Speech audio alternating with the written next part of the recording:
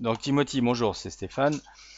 Alors, beaucoup d'irrégularités, c'est normal Timothy, hein. Il y a plein de bonnes choses dans ton swing, mais des choses qui sont instables, que tu répètes pas. Donc on voit des balles un peu partout, aussi bien que ce soit sur la série de fer 6 que la série avec l'hybride.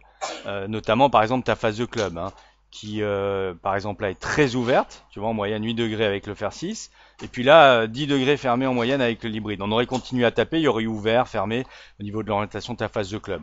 Donc on va sûrement voir dans la vidéo des choses instables, de même que ton chemin de club qui est parfois trop intérieur-extérieur, hein. Là, c'est le cas, tu vois, ton club par rapport à la ligne de jeu revient trop de l'intérieur vers l'extérieur, donc tu vas avoir beaucoup d'effets. Et alors que là, par exemple, c'était carrément bien en fait, hein. C'était le chemin de club était pratiquement en ligne. Tu sortais un petit peu trop à droite de la cible pour un fer. On voit des angles d'attaque qui sont pas très cohérents. C'est-à-dire là, tu prends la balle en remontant avec un fer. Tu la prends exactement de la même façon avec l'hybride, ce qui est plutôt bien. Donc bon, bah tout ça, c'est à stabiliser. Ok Timothy, bien, on regarde l'analyse de ta vidéo. Donc bah, une posture pas mal, il y a beaucoup d'angles quand même au niveau des genoux. Faudrait peut-être redresser un peu les jambes parce que si tu as les genoux trop pliés, bah, ça va pas t'aider à garder la même hauteur pendant tout le swing, hein, ça va être difficile. Donc à vérifier la posture avec Johan. Le grip, on en a parlé là, tu m'as pas pris deux fois le même grip, avec une main droite toute petite sur le club comme un coup de poing au lieu de l'allonger. Donc ça on le verra aussi. Ensuite on verra un peu ce qui se passe quand ça bouge.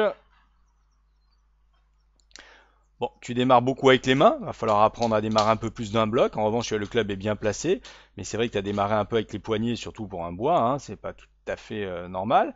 Mais le club bouge bien sur le plan, hein, donc hop, là on voit deux phases, tu vois, regarde bien, ça bouge, le pied là c'est décollé, je crois, hein, je sais pas ce que tu nous as fait, mais une instabilité au niveau des genoux et de la rotation du corps, donc il va te donner des irrégularités, donc tu peux faire le meilleur comme le pire.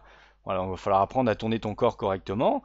Là-haut, on a les poignets, là, un club qui est complètement fermé. Donc là, bah, si tu compenses pas un bras gauche qui s'est un peu plié, donc faut remettre des bases un petit peu, quoi, une rotation du corps, dissociation entre les appuis et le haut du corps, une bonne rotation. Là-haut, trouver une position en haut de l'élan stable, tu vois, c'est encore en train de bouger. Là, tu as le bras gauche complètement plié, il faudrait qu'il reste un peu plus allongé, que le bras reste parallèle au plan, là tu es au-dessus du plan, hein, avec un coude qui s'est beaucoup décollé. Et puis, on va voir le retour. Donc de là-haut, ça risque d'être irrégulier. Par contre, tu reviens plutôt en descendant, en attaquant la balle correctement, avec plutôt bravo, une rotation de bassin et de corps qui est très juste. Donc ça, c'est un atout, hein, quand même, hein. Mais avec, comme, regarde là, par exemple, là, tu envoies le poignet gauche qui est complètement fermé. Donc c'est voilà pourquoi tu arrives beaucoup fermé sur ton bois, hein. Et là, si on prend que la photo de l'impact, c'est assez correct quand même, hein. Donc c'est pas mal, Timothée, hein. Il y a des bonnes choses. Il va falloir qu'on stabilise un peu ça. Là, tu as retiré un peu tes bras, tu vois, au lieu de les relâcher en extension, hein, tu vois, on voit le coude qui sort, là, le chicken wing, hein, au lieu de relâcher les bras. Ok, et puis bon, bah, la sortie, ça va. Donc, pour résumer, une position de départ où il faudrait quand même que tu aies les genoux un peu moins pliés. On va laisser dérouler. Simplifier la rotation là, de ton corps, hein, et la coordination entre les bras et le corps. Voilà. Donc plutôt un travail sur ton backswing à faire, hein, de simplifier ton backswing, de garder le bras gauche allongé tout le swing sans qu'il soit crispé, d'armer les poignets correctement alors que là il se ferme finalement.